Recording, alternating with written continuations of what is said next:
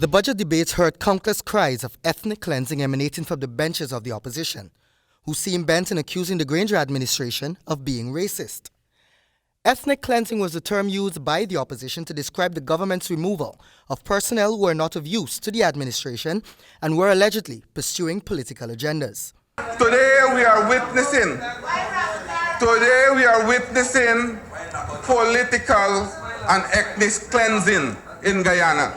That was PPP parliamentarian Zulfikar Mustafa in the height of his budget presentation. Mustafa's presentation continued with him citing countless persons who were removed since the new government took office. Dr. Joy Jagan, in an interview with the Government Information Agency, rubbished those very claims. Dr. Jagan explained that ethnic cleansing historically has always been the mass killing of a particular race by another. He cited examples in Hitler and the genocide in Cambodia.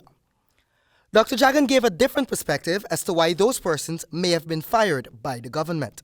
Under the PPP, I just looked at the list that showed that most of the major government agencies and government organizations were run by East Indian people, East Indians who the PPP put in. Their use expired after the government change, according to the very vocal Jagan. He continued that ethnic marginalization saw its peak under the PPP regime and explained this was evidenced by Dr. Lunchen's testimony during the Freddie Kassoon versus Jagdeo libel case. Lunchen, at that juncture, declared that there are no qualified black youth to assume the post when defending his government's hiring of unqualified Indians to fill certain key positions.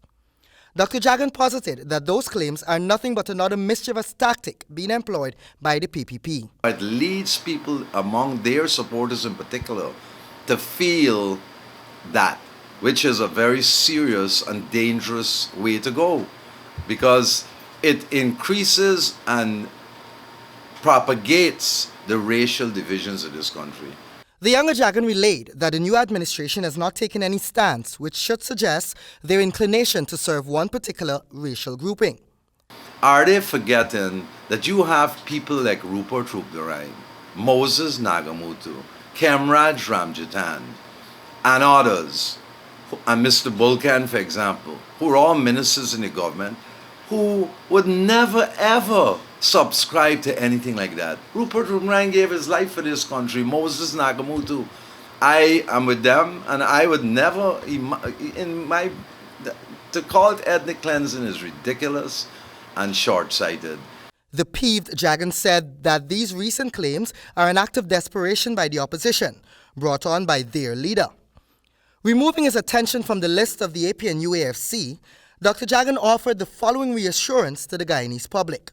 Furthermore, I talked about Moses and them, who are Indians, but I want to assure the Guyanese people that I have met Mr. Granger and talked to him. And I know for sure, there's one thing I know for sure about Mr. Granger. He ain't corrupt, and he ain't tolerate no corruption in his government. And number two, he'll never, ever stand for any ethnic cleansing in this country. Never. I put my life on the line for that. Dr. Jagan continued by noting that anyone who would seek to accuse Mr. Granger of ethnic cleansing should be made to answer treason charges. He urged the nation to continually remove itself from the segregation of race and build on the principles of unity that were left by the founding fathers.